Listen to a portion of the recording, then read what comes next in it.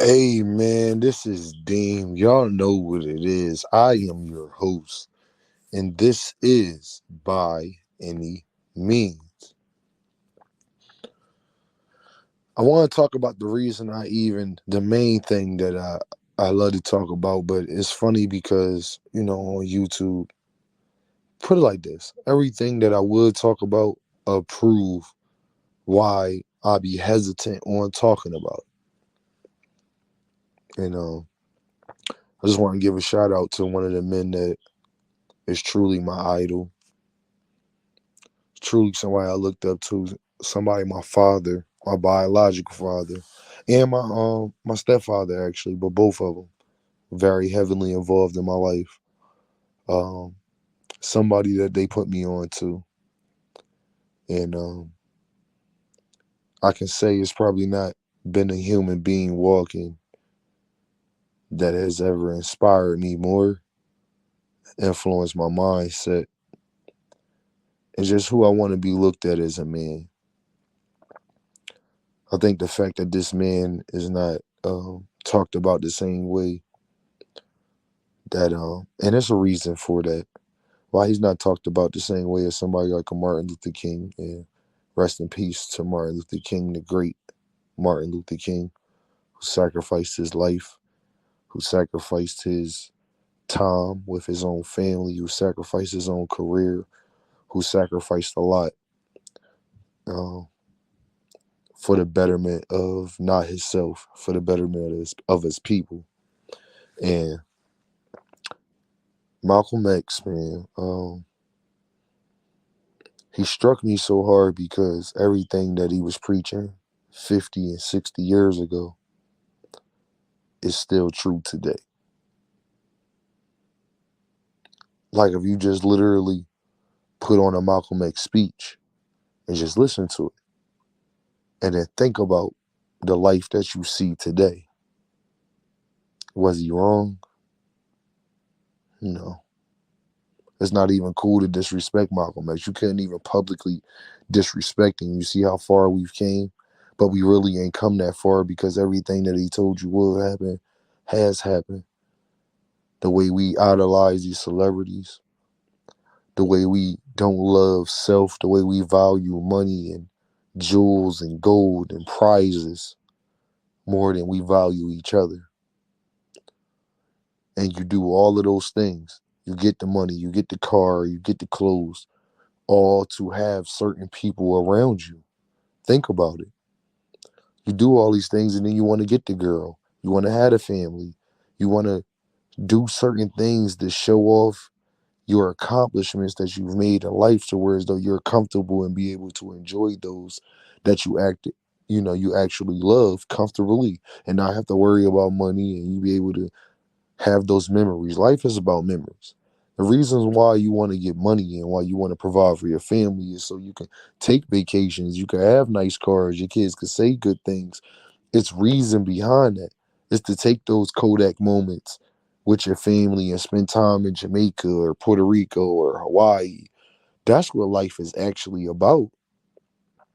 All the other stuff in between, you spending more time at work than you ever is spending with your family at that nice house, inside that nice car, or whatever.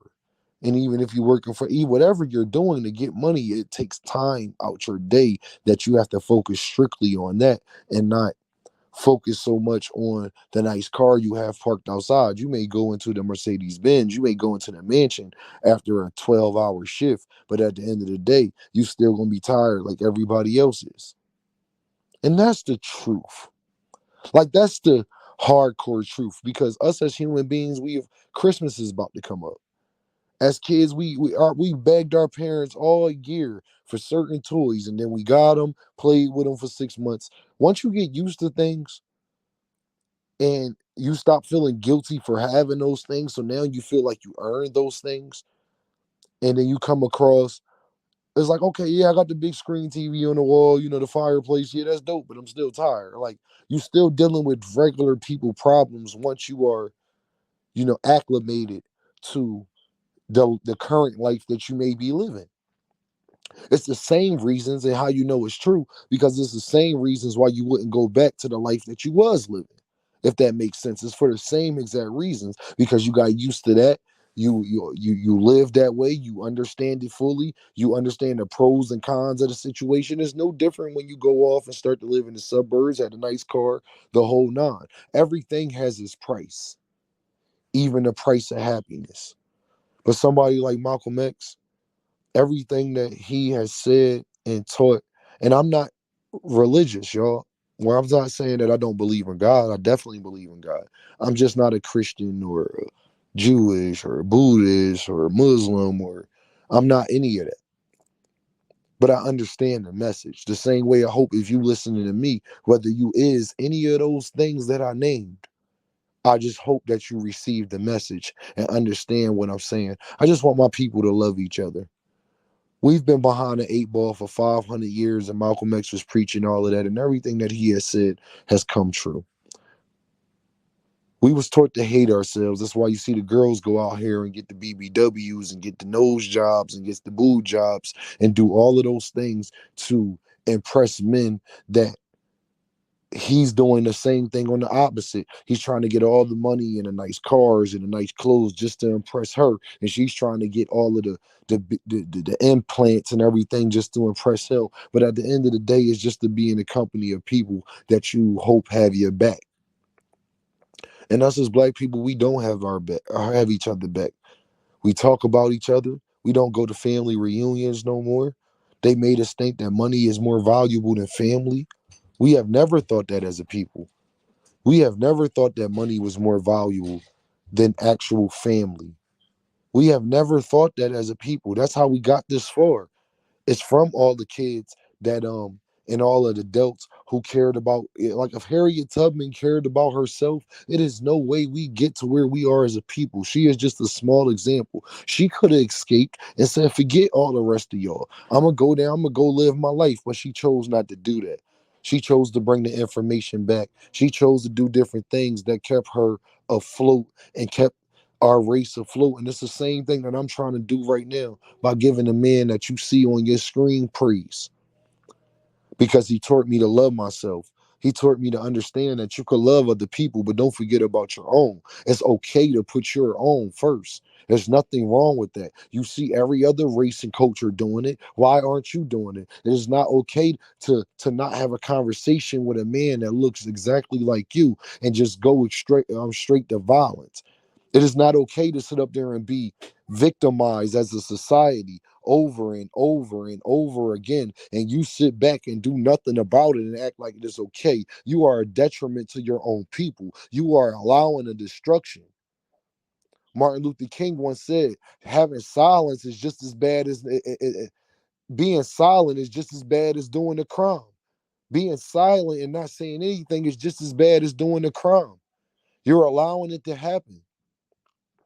You know why I say that? I was watching something on Instagram and it said there's a reason why we keep these things in the archives and everything like that. Because I was on Instagram and I seen a older white woman. She's a professor in a college, and she asked and she had a room full of Caucasian people, some black people in there, but a room full of Caucasian people that was coming there to learn. They students. This is their class that they're taking for their masters, whatever they're doing, their bachelors, their curriculum. And she asked them,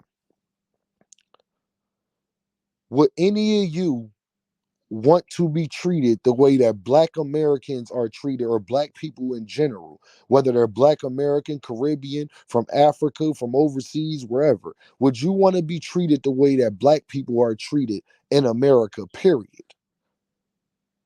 She said, raise your hand if you would like to trade places and be treated the way that black people are treated in America. And none of them raised their hand. She said, I don't think that you understood the question. If you would like to be treated the way black Americans and black people are treated in America, can you please raise your hand? And every last single one of them didn't raise their hand. And she said, the fact that none of you raised your hand lets you know that you know it's a problem. You know that you are treated differently and you are allowing it to continue. Don't be mad at me for speaking about it. Don't be mad at me for sitting up there praising a man who was saying this stuff 60 years ago before my mother was born.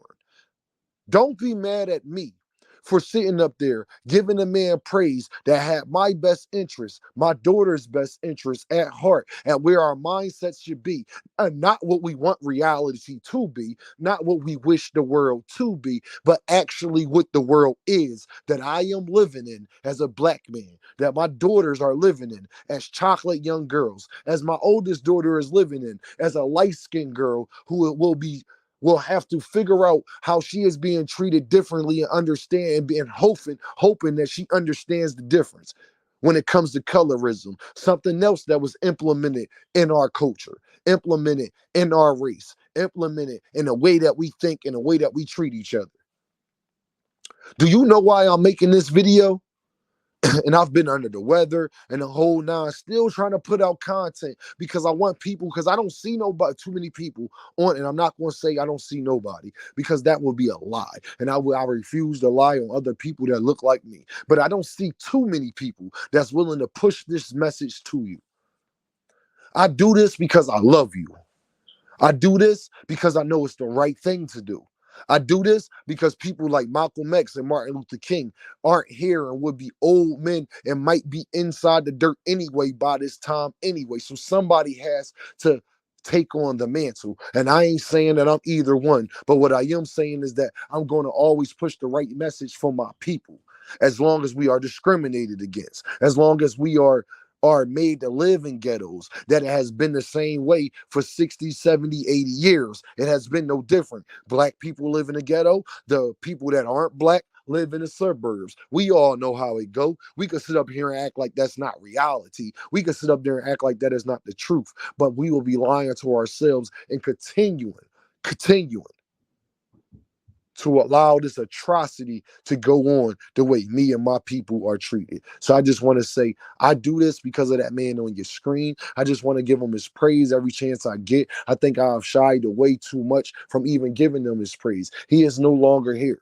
And I also have fathers that has been there for me, that have put me on to this man. And it's not that my fathers aren't important. My fathers are so important that they are personal, and I'm not willing to share that with the world. But somebody that is known, that was willing to share his platform and his intimacy as far as where he think in his mind, what he want for his people to the world, I'm going to push that same thing out because I think that's what that man will want me to do. I think that Malcolm X will be very proud of me. And that's good enough for me. So y'all know what this is.